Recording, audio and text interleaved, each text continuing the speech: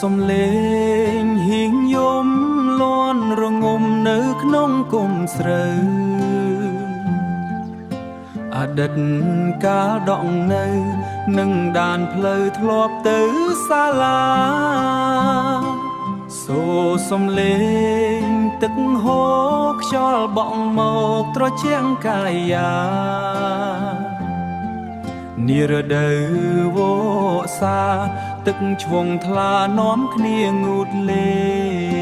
ងអោស្រុកស្រែអោស្រុកខ្ញុំធ្លាប់ស្រែកយំខ្ជិលទៅសាលា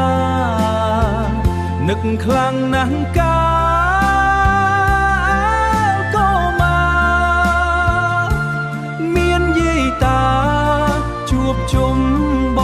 ងប្អូនជួបជុំបងប្អូន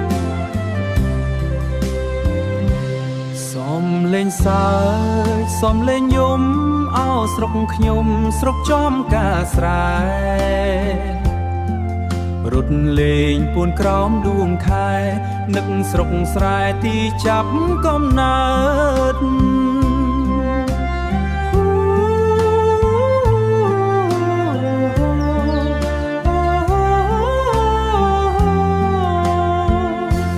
អោស្រុកស្រែ